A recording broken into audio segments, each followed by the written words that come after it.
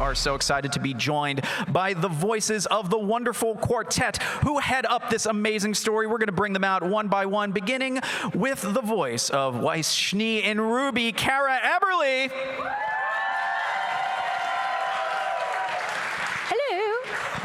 Hello, hello, welcome, welcome. Thank you. And also joining us on stage, you know them as Emily Gray in Red vs. Blue, Ashlyn in Honeymoon for One, and of course, Blake Belladonna in RWBY, Arryn, Zech. I don't know if I can turn this on. Over here. Hello? Hello? Testing, testing. Hello? Hey, there we go. I love you used Ashlyn. It was a podcast that I did during COVID. It was so bad. Where am I sitting? Credit's a credit, you know?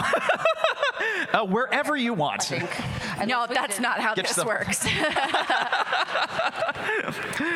Next up, you know them as Cosmos in Fairy Tale, Neris in Camp Camp, and Yang Xiaolong in RWBY. Please welcome Barbara Dunkelman to the stage.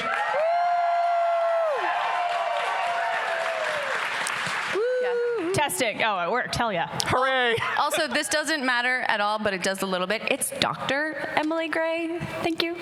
Ooh. Correct. Doctor. Dear Is that a Animate PhD website doctor? that puts up the credits. And last but certainly not least, you know them as Kimball in Red vs. Blue, Space Kid in Camp Camp, and of course, Ruby Rose in RWBY. Please welcome Lindsay Jones to the stage. Air horn sounds, yes. That was much louder than I intended. That should be like our de facto mic check from now on. Spectacular. So once again, thank you so much for joining us here at Animate, especially for this panel today. As mentioned when we were getting ready backstage, last time I spoke to y'all was for our sister show, GalaxyCon, back when we were doing the virtual panel. So it is honestly wonderful to be able to speak to all of you in real life and not behind a computer screen. So looking very much forward to our conversation today. Hello. Thank you. Hey. But aren't we always in a simulation, though? Mm-hmm. Right? This is too much for a Sunday morning. Right, people, you know. Luckily, we were able to project our images here today for you. Yes. Advanced AI technology. Oh no! We shall make our avatars dab. Yes. No. I'll see y'all in Fortnite. In all seriousness, though, one of the things that really resonated once I was preparing for today's conversation, as mentioned in the intro, this show first debuted in 2013. We are now at the 10th anniversary of RWBY.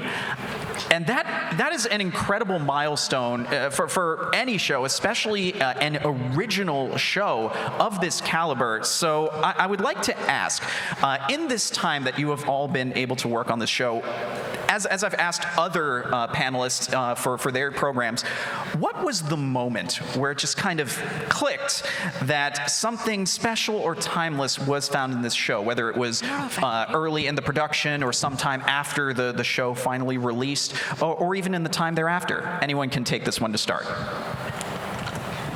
Usually Barbara has a wonderfully succinct answer. Exactly. I think we're going to answer the same. Yeah. Volume. I think this is a sticker. Yeah. Was it Volume 1 premiere at RTX? Yes, yeah? RTX. Please, regale us. Yeah, so we have a convention in Austin called RTX. I don't know if some of you have been before. If not, highly recommend. Tickets are still on sale this year. But RTX 2013 is the first time we ever premiered RWBY to a live audience. At that point, only the trailers were out. So people didn't know much about the show. They only knew these character trailers. And people showed up in cosplays with fan art and like all this stuff ready to go. And we were backstage as the first episode was premiering, and then we were gonna like come out and meet everybody.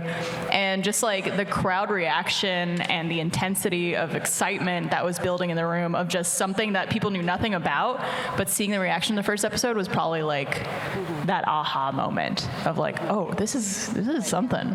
Hearing that, like the roar of just everyone loving it and all the clapping and whoa, what? like laughing along with it. We were all like, wow, like everyone really likes it. This is really awesome. Is this happening? Is this real life? I talked to a few fans this weekend, actually, and I don't know if y'all are here, but they mentioned that they were actually there for that, and they spoke on how exciting it was to be here 10 years later. And they're like, I was there when it first premiered. I'm like, we were backstage doing the same thing. We were just freaking out. So it was really cool.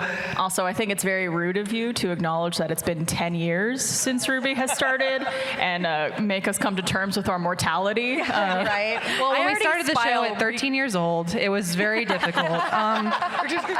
Yeah, meeting people who are like, oh, I started watching RWBY when I was in elementary school. Now I'm graduating college. And I'm Which like, is two of y'all.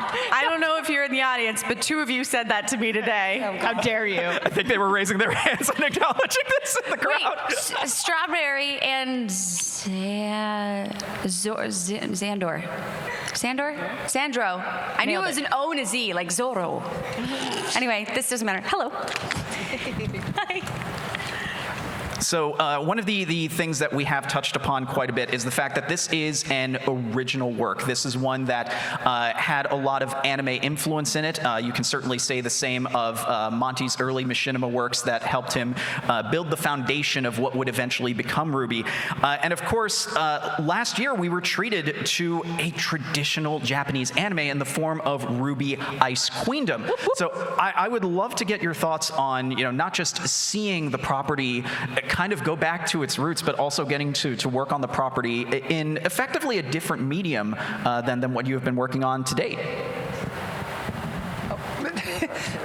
For me, and I'm sure everyone can probably feel the same way, it's just insanely surreal to have the announcement that RWBY is being dubbed in Japanese by a lot of like the most prolific A-list voice actors in Japan or in anime history. And now with Ice Queendom, we got the announcement of like, oh, now you get to dub over the people who were dubbing you before. So it's this beautiful symbiotic relationship we have going on with the Japanese cast, and I love it. It's an honor to be anywhere in their realm of expertise. But also, I've loved anime for a long time and always wanted to do dubbing work. So it's really cool to get to do that with RWBY too, because before, for anyone who's not familiar, whenever we do voice acting for RWBY proper, we get to voice act how we feel, and then they animate to us. With pre-existing media like anime, you have to match the mouth flaps. So it was a very fun challenge for sure. Definitely. It's a lot different because, like you were saying, the original, being an original series, we were able to kind of put our own spin on how we think, the character is going to react, or, exactly what they're going to say, and the length of time it takes them to say it.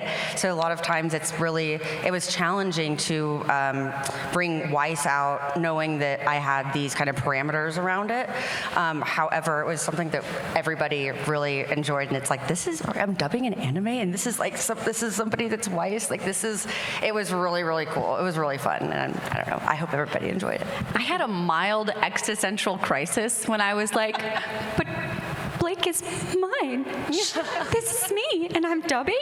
I had to come to terms with this. I talked to my therapist about it and everything. But I do feel pretty glad that I was able to learn dubbing prior to this, because you're like, as Kara said, it was a bit more difficult having such a short amount of time to make I guess your lines work, but I guess it kind of helps because Blake doesn't really talk all that much anyway. It was cool. I needed a second, but it was cool. Yeah, it was really, really cool, really surreal.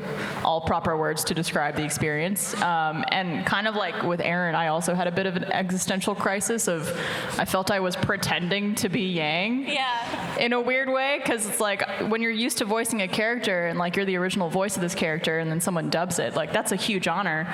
But it's like, okay, you're doing our character lines that we did in Volume 1, and now we're doing your lines that you did for it, but we're dubbing over your performance. And it's just like, like I feel like I had a mental breakdown, but in a good way, if that makes sense. No, absolutely. Because that sounds like such a surreal experience when it does come full circle, and that's honestly what made that particular project so unique to see come to life. So kudos to all of you for being able to breathe these characters new life in such a fun way, in a way that also honors the foundations of what this project was. It's also. Oh, go ahead. I was gonna say it's funny too because like Ice Queendom, for those of you who've seen it, probably know it's very different than RWBY. Yep. Like, it's much more like a lot of like anime tropes and stuff like that, and like a lot of anime-esque moments and situations. And so it's just so funny to have this like very weird, almost alternate universe RWBY compared to like the show we do. Right. Yeah. That's very true. Absolutely. I also like that we got the chance we did to like revisit a lot of those like early volume moments, but reimagined within Ice Queendom, and then it just takes off from there. That was kind of hard because there were a few times where they were trying to like direct quote from the original, and I wanted to do it the exact same way. Yeah. But you weren't like allotted the same amount of space, and then because it's translated loosely, you can like kind of mess with the words to make it fit the mouth flaps. There were some lines that were super cringy to me, and I was like, but we gotta make this work. And I think we did it. I like, for me, and I don't know if y'all were able to, but especially with RWBY, she is a little bit more like colloquial or casual in her dialogue. So with someone like Weiss, you can like use slang usually, but for RWBY, especially with translation, there'd be times where the mouth flap wouldn't match, and I would try and make her almost like, I said like 90s surfer kid is kind of how RWBY would sound normally, I guess. So there were times where like in the Japanese it'd be like, oh wow, like when she first meets Glinda, she goes, wow, you're a real huntress. And for me, I was like, oh, cool, like sick, you're a huntress. Radical. So it was cool that they let us do that. That was awesome. Totally bodacious. Glinda is totally bodacious. Yes. But actually. Really. Mommy. So what? Who said that? Well, that's our panel. Thank you, everybody. No, kidding. So continuing on with these expansion projects for RWBY. Sorry, there's like 3 bugs all There's flying like around my face. fruit flies. It's because y'all Right are so here. sweet. Aww. It wants my lotion. I'm a banana. I'm in danger. I'm in danger. I'm trying so hard not to delve into Simpsons trivia, even though we already did that on Friday night. Let me just refer to my notes now. But in all seriousness, last time we got to speak, the DC and RWBY crossover comics, if I recall correctly, were either just about to come out or had come out.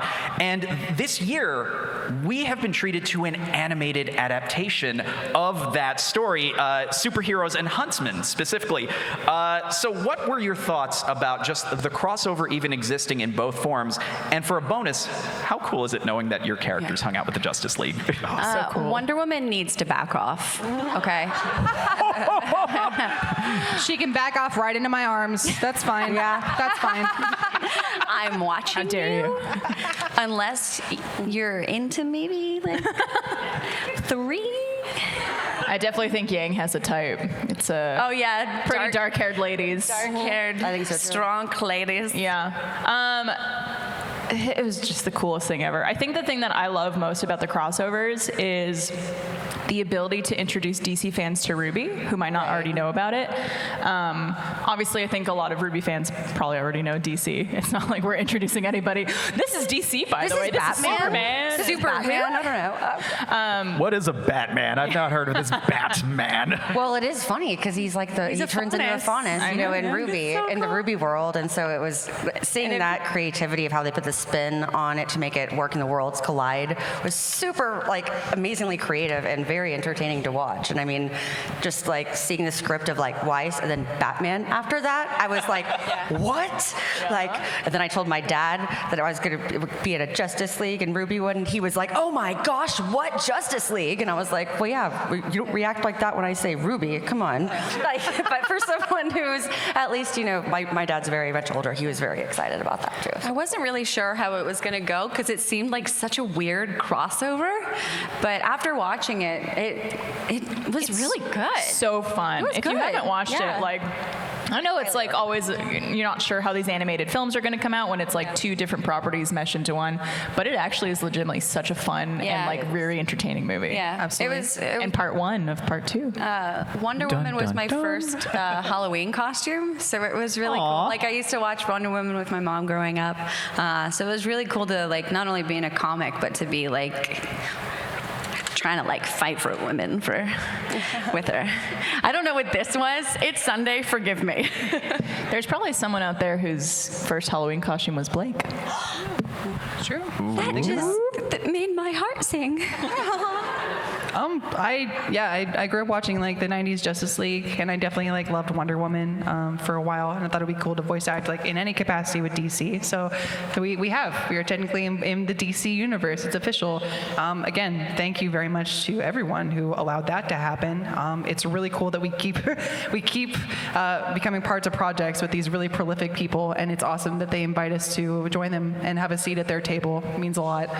I also love, just from a technical masterpiece standpoint, the animation is phenomenal. I've watched a lot of OVAs coming off of being an anime fan, and Barbara's absolutely right. I mean, it's fun for the sake of being fun, but it still has a lot of heart behind it. Especially, like, I loved a lot of the arc with Batman and Bruce. Whenever he comes into our world, he specifically talks about his struggle in wanting to stay because he has superpowers. I'm like, that is actually really deep. That Batman is like, no, now I match you, Superman. Like, I'm as powerful as you here. I want to stay. I'm like, okay, juicy. All right. Please stay, Batman. Yeah. This is 100% not relevant, but if anyone reads A Court of Thorns and Roses, Batman is 100% Reese. He is Reese. He is Reese. Daddy. Yeah, and there is also a very interesting anime connection to the DC world. So it's great to hear you waxing poetic about all this because in the original Batman animated series, some of the animation was done by none other than prolific studio Sunrise, the same studio that brings us Mobile Suit Gundam, Cowboy Bebop. So it's this weird moment of everything coming together in 2023. It's just all the things coming through. I'd be remiss if I didn't mention too, because he's here this weekend, but shout out to David Arrigo also for playing the Flash. That guy is so nice. He's awesome. And an amazing performance in the movie.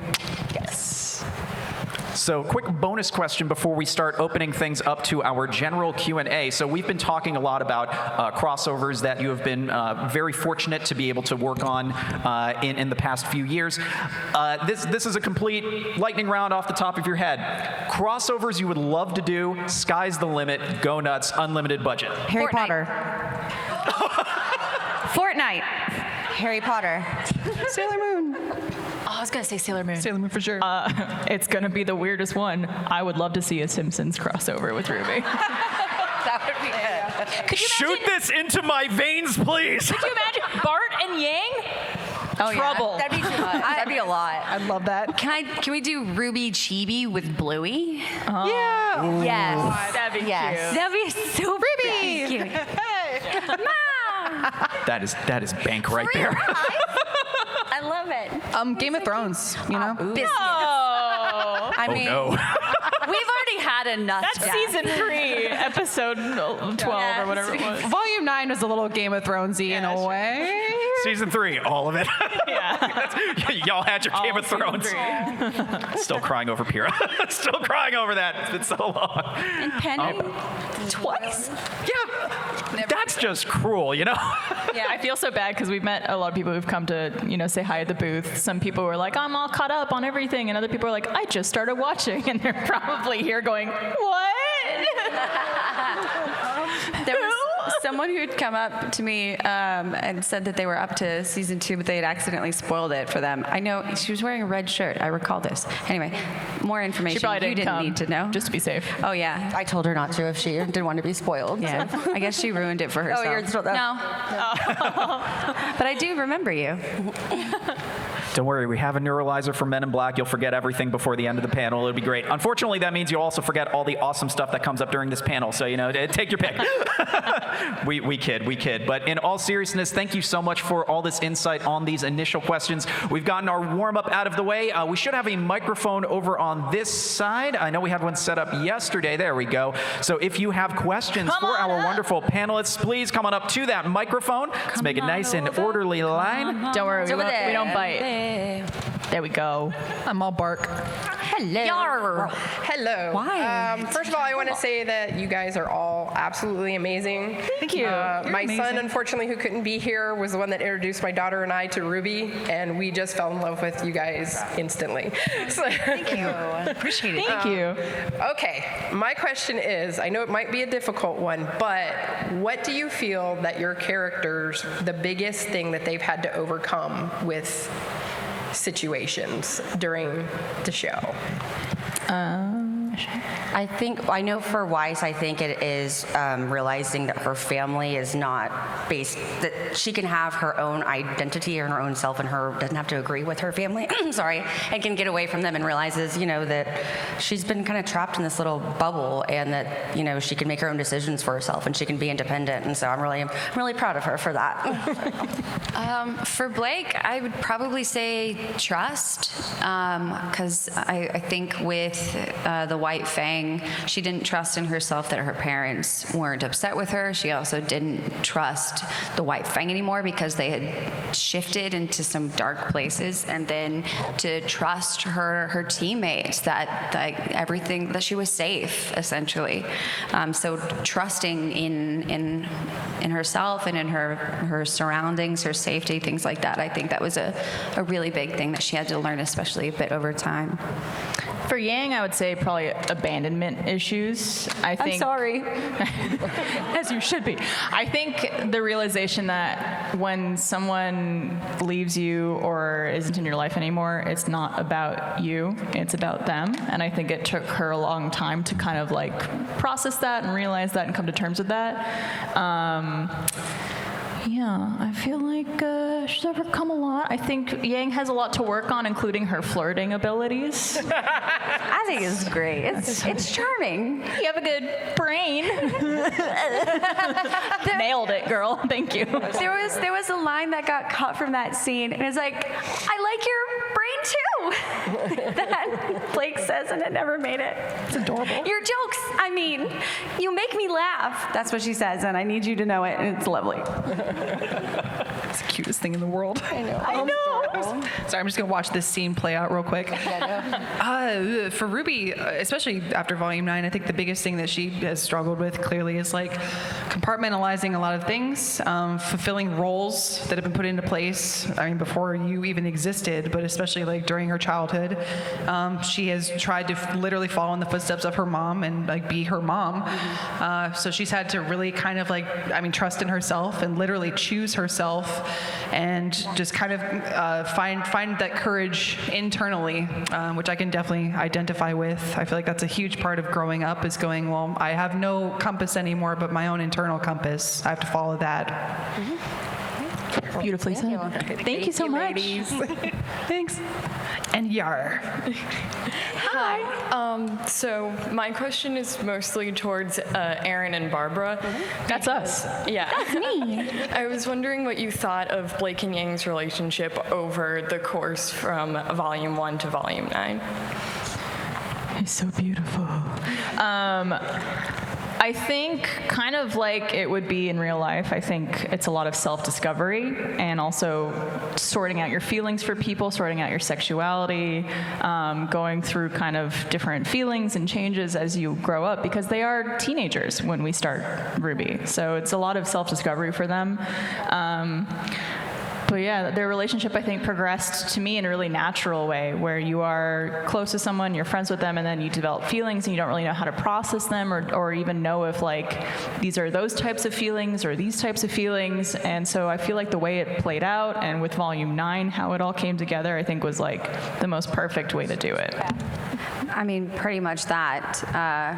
Knowing, like, what everyone was going through, especially, like, with Blake and Adam, again, with the trust thing.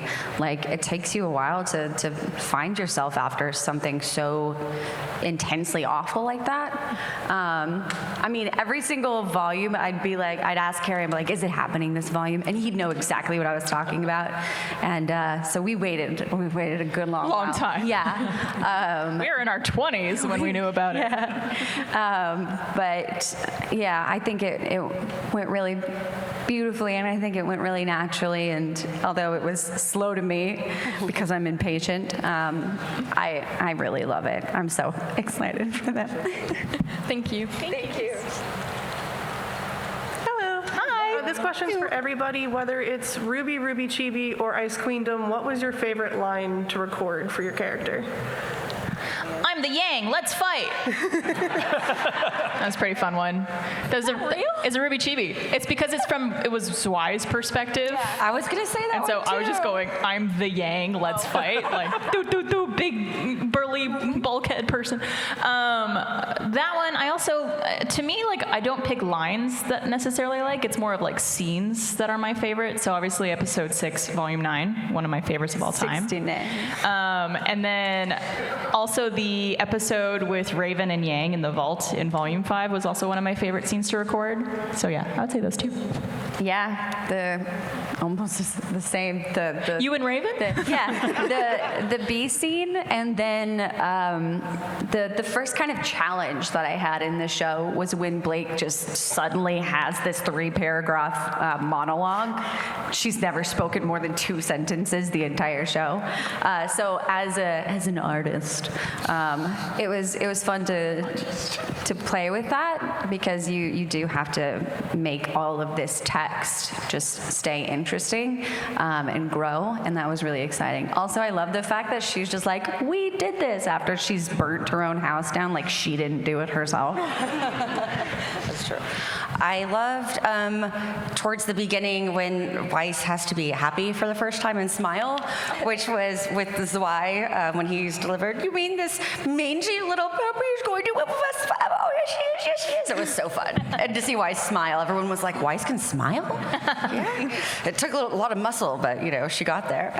That was really fun. And then also the other one was Zwei with the I'm best girl, like from his perspective. That was fun. And that kind of stuck a Does lot. Blake talk in this? What? Am I missing something? We'll have to rewatch it, I think. It came out a couple years ago at this point. It's been a while. It's been a while. Say something.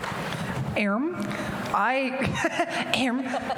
Yes. That's your best line, your favorite one? Yeah, I know. I feel like I have funny lines, and one of my favorites, just because people usually ask me to say it if they bring up the cosplay, is, "This is filth! Filth!" That's a fun one. I love that one. Thanks.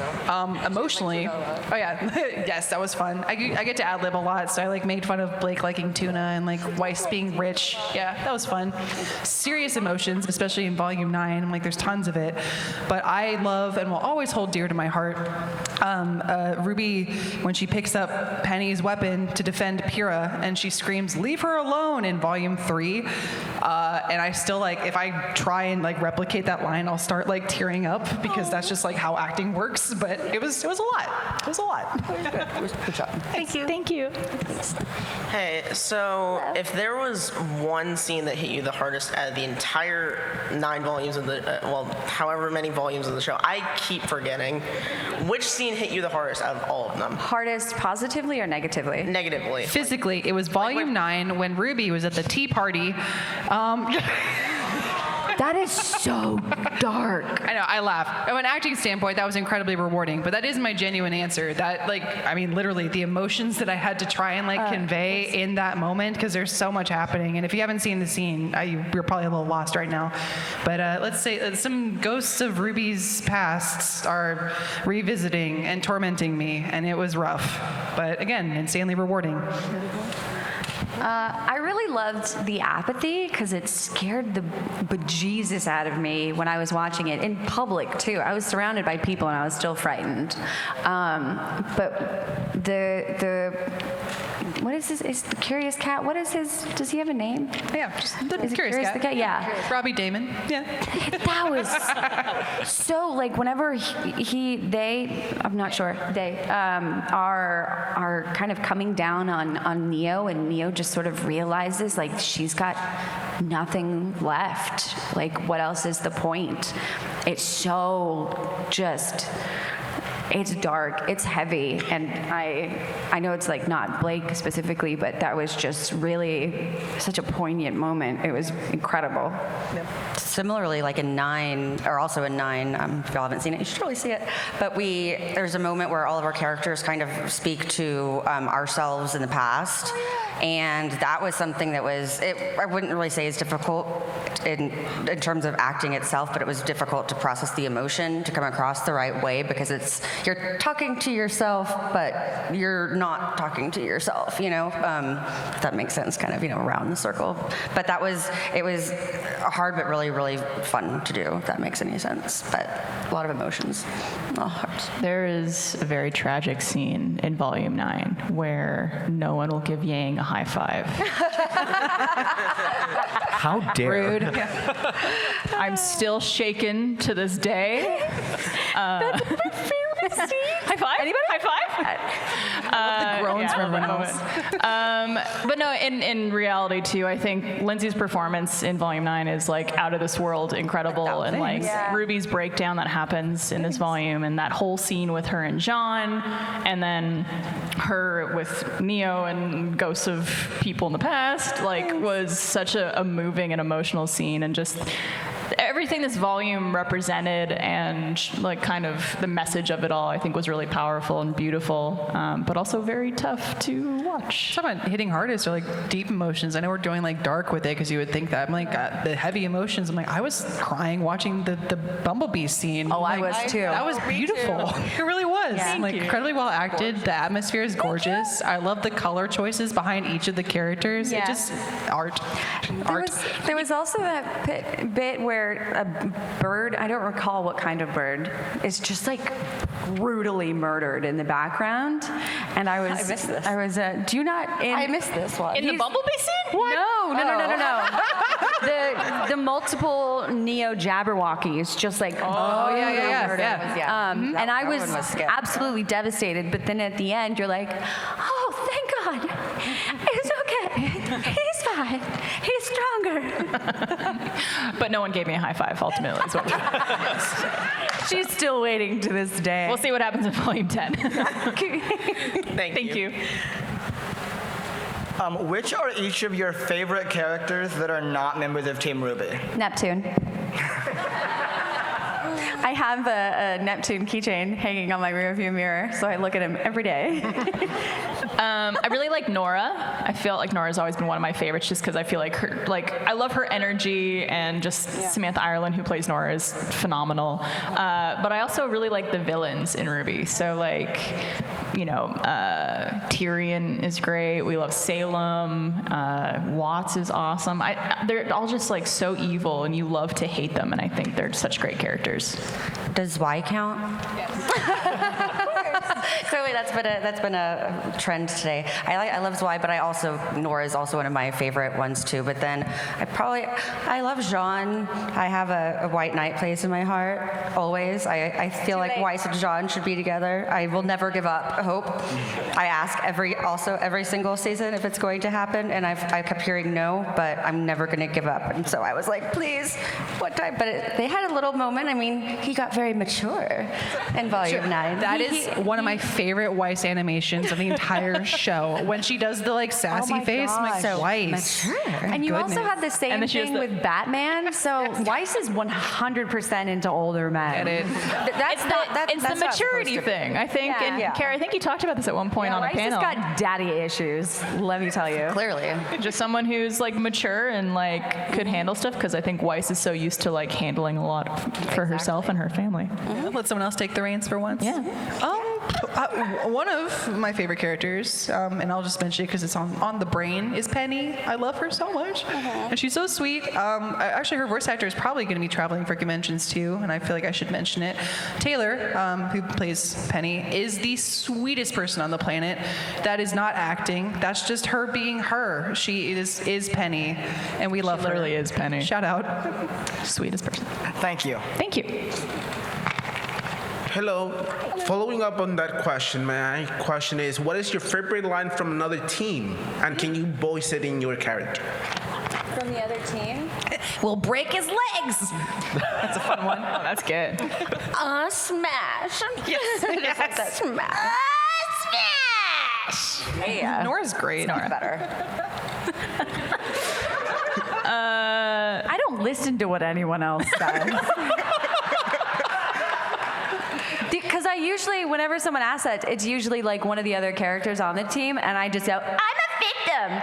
But that's Weiss. What do other people say? You could do Jean and go hello, Weiss. It's me, Jean. I don't know how to do it. Weiss. There you go. Something about a dance. That's how Blake sings. Schnee, will you accompany me? You could to do the dance on Friday, Saturday, Sunday, whenever it is. You could do a Sunday. Hello there. There you go. Pyrrha.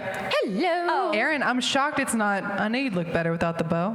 Yeah, that's right. Oh my. Bees are canon now, baby. Back off, Mr. Six-Pack. That just makes me cringe. I love Sun. I can 1,000% understand why people like Black Sun. I get it. I understand. I see it.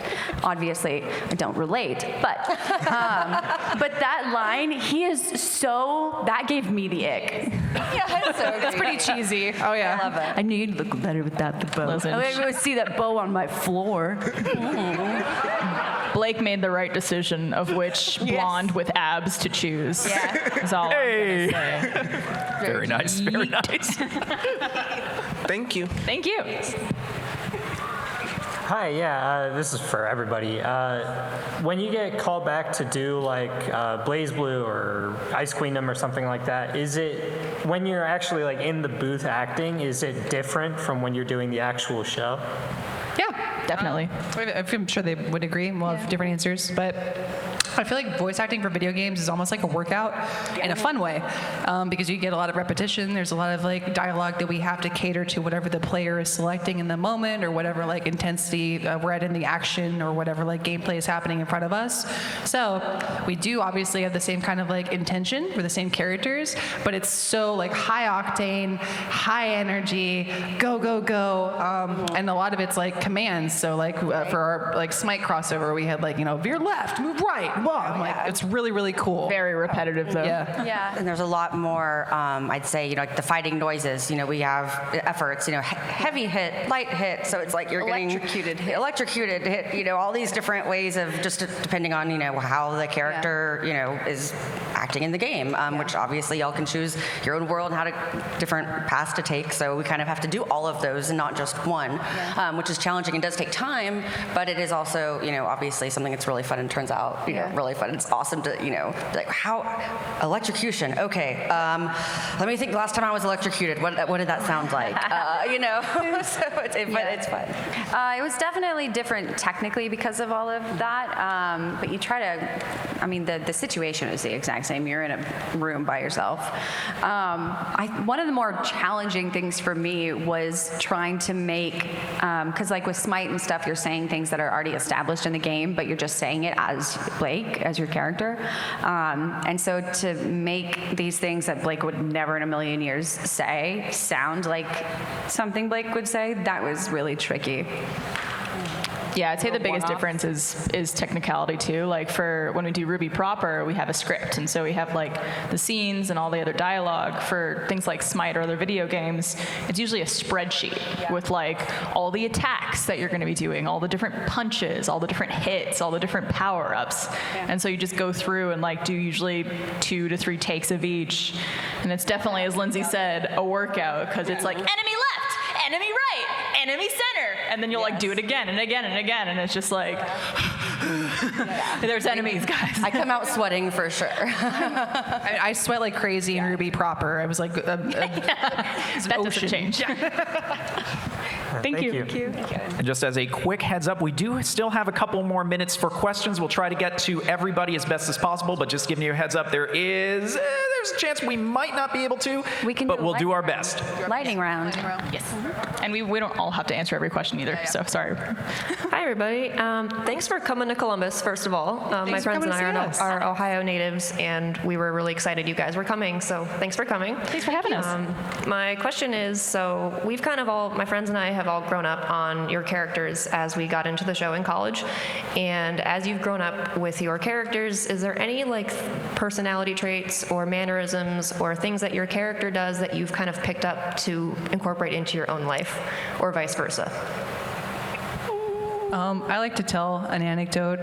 When Monty was casting the show and he was doing like early animation for the Red trailer, he came up to me and he goes, "You're socially awkward." I'm like, yes, I am. Correct. Nailed it. But that apparently was a lot of like his interest in seeing like how I would fit as RWBY. So I mean, it's pretty obvious that RWBY has some social skill issues. So yeah, I definitely connect with her on that level, and I feel like she kind of inspires me to be a little bit more like open to meeting new people. You know, stay positive. Yeah. I haven't haven't taken anything specifically from her. I think she and I were very similar to begin with. We've also had like a very unfortunate life parallel. But no, I not really. We're all just, I think that's kind of why we were chosen for each person. I don't know what you're talking about. We already sort of like, Monty was very like mystical about things like this, and I think he just had a feeling for everybody. Yeah. I am nothing like Yang. I would say honestly though, I think it's not necessarily the character that's affecting me. I think it's like playing the character and being part of the RWBY community, and like the confidence you guys all give us and like the support you guys all show us has made me feel more confident in myself, and also playing a character that is so confident and cool and badass that just makes me feel like I want to embody that character more. But it's because of people like all of you here who give us the confidence to be here and to be really proud of our work and our characters that we've been playing for 10 years. So thank you. 1000%. Y'all got me through some dark times, y'all. Yes. So thank you for existing. Thank you. Yeah. Thank you. Hi. Hello. Hello. If you guys had a Freaky Friday with one of your characters, who would you want a Freaky Friday with? Weiss. I would love that, actually. Can you imagine RWBY and Weiss's body just running around the Schnee mansion going, Oh my goodness gracious. Is it That us would be as people or characters? Your Freaky characters. Friday? Oh, so like Yang Freaky Friday with someone else? Yeah. And Blake should not be the correct answer. I know. I was gonna say Blake, but that might be a little weird. I love RWBY. They wouldn't be changing anything. We'd all be touching the same stuff. Hi-oh. I didn't say it.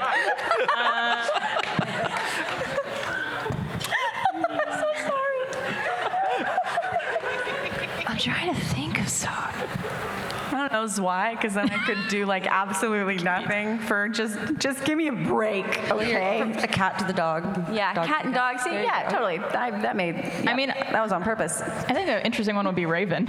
Because, I mean, that is the Freaky Friday movie. It was her and her mom That's true. kind of understanding each other a bit better. So maybe there'd be something there. Also, Yang would get to then fly, which I think would be cool. I demand a comedic spin-off. Yeah. It's that you guys on your wacky adventures, mother and daughter. It's called Mommy Issues.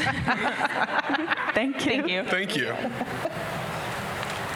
Hello. I just had a couple quick ones. The first one was, could we ever get a RWBY Red vs. Blue crossover? Because I'd love to see RWBY meet Caboose. I'd love to see Blake and Yang's reaction to Carolina, because that would be interesting. I want Dr. Gray to meet Blake. Ooh. Because I feel like, well, maybe not, because I feel like Dr. Gray might like dissect her. So I take that back. Physically. Physically rip her apart to understand.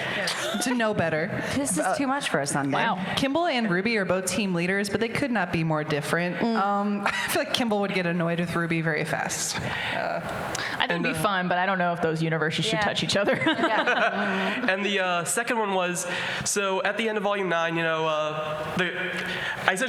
like to call her the double god, because she made the god. She offers RWBY the chance to ask any question. Why didn't RWBY just ask her how to beat Salem? How do I do? RWBY was put on the spot. She was very nervous. It's a lot of pressure. First thing that came to her head. Yeah. I get it. Magic. It's the answer for all problems. You find a hole? Magic. Thank you so much. Thanks. All right, so for these next few questions, we are coming up on the end of our time. So lightning round, y'all, and go. Lightning bolt. Does Yangs, you want to have a fight? No, Ken. So in Volume 3, Crow's line was, just because you're done learning doesn't mean there's more room to improve. Do you think we'll see that improvement after Volume 9? We might see more improvement in Volume 10. That was too fast. Yes. I got most of it. that? Luckily, The answer I is speak yes. quickly. Yes. Anxiety helps. Yeah. Absolutely. RWBY's grown enough to where, yes. We're always learning. Cool. Thank you. Thank you. Okay, so post Volume 9, if Team RWBY would be in a free-for-all, all of them against each other, who would come out on top? Yang. Weiss. Oh. I think I think Blake's a bottom, so maybe not. I just said that because it was easy. But Yang I mean, probably. the correct answer is Yang. So Yang. let's move on to the next question. It's range versus melee. Okay. I agree. I'm kidding. I really think Yang would. Okay, so my question is, what is your favorite RWBY weapon? However, it can't be your characters. Ooh. Nora's hammers. You cannot have it, Kara. I don't have it either. You say it's cheating. It's a real It is weapon. cheating. It's a weapon. It doesn't matter. They both like Velvet's weapon that recreates the other weapons. We both fight over this answer because we both Every like single it. time. Because it's like all of them, so it's cool. Okay, fine. I like Ruby Scythe. It's the camera. Ruby Scythe is so cool. I love that weapon. Been obsessed with it since the trailer. I made it myself. Perfect. Thank you. Thank you. Oh, that's true. What a clever girl. What is your favorite crack? What? No. Were you going to say crack ship? Because Yes. I was like, I don't have a favorite crack. Yes. The butt. The butt. I was thinking the butt one. I like the butt one. Yeah. That's my favorite. It's like, is there like different strains? What is the definition of crack ship? That's I like don't know what that means. It's like an unholy ship, right? Or like not even unholy, but just like you would never think to put these people together, but they are, and we're like Salem's with Crow it. or something crazy. Gotcha. Sun and Weiss. I only say crack ship because the name is really unfortunate. I'm being really awful today. I'm so sorry. This is not a RWBY panel for me. But Pyrrha and Blake, their ship name is fun. If you think about it, ask me at my table and I'll tell you. It rhymes with Mussy Pagnet. Yeah. Tumblr's so clever. If you just swap out the letters that way, yeah. Yeah. I got it. Yeah. I know she's not straight, but I think a Yang and either Jean ship is interesting to me, or a Yang and Sun, which I know, awkward. I'll watch it. Just because I feel like having two buff blondes in a relationship, trying to like essentially, overtake the other one and like lift more weights than the other one, and just like intimidate the alpha. I think that's fun. It'd be the best bromance ever. Exactly. That's the ship name, bromance. I can't remember the name of the ship, but Pyrrha and Weiss was a fun one, and like my brain can wrap my mind around it because early on, like you're such a fan of Pyrrha, like there's a crush, She's for sure. on the front of every Pumpkin Pete's Marshmallow Slice box. Exactly. With her hands. Thank you. Thank you. Hi, what was your favorite year or volume to voice act? 9. Yeah, 9. 9 and 4. Thanks so much. 9 and 5 for me, I think, actually. Thank you. Howdy, guys. I discovered you guys in your Smite crossover, and I've always wondered if you could choose another video game to cross over with, what would you guys? Fortnite. RWBY for Smash. I don't care if they announce That's Sora's what I was off gonna character. say. Yeah. Or I already feel the Mario hairs on Kart. the back of Sakurai's head just starting to lift. It's like, oh no. It begins again. I just want to rest and play video games. Lindsay took my answer, but I say Mario Kart. Genshin or Honkai. Ooh. Is it weird if I say Animal Crossing? No, that's great. I think that would be so cute if you could have the RWBY characters as like villagers in your town. I'd be a black cat. Thank RWBY you. says hi. We're doing really good with this speed round. Yeah, we got 1 minute thank you. left. Oh yeah. Thank you. Yeah. Thank you for your question. 1 minute left, one question left. Hello. Let's Woo. F and go. Yeah, big thing you guys have learned as voice actors over the past 10 years? How to voice act. Yeah. She's not wrong. She's not wrong. And to be confident in it as well and be comfortable, I'd say. I think even just like accepting the role or like the title of voice actor, Arryn pointed out a couple conventions ago, but like we still have to go like, oh, like we feel like imposter syndrome still, especially like I went to conventions back in high school and I met people like Johnny Young Bosch and almost like threw up because I was so excited. So to be a part of this like universe is again like so surreal. We still are trying to like come to terms with the fact that we are part of this. It's so awesome. That 1,000%. Yes. Yeah, 100%. I think also just not everyone likes everything. Not everything is made for everyone. And obviously, like the work we do has seen a lot of changes and growth over like our professional careers, but also just being part of the show in general. And just learning to really focus on the people who love it and find comfort in it, and to really be grateful for those people rather than the people who just want to hate on something because it's not their cup of tea. Those people, don't matter.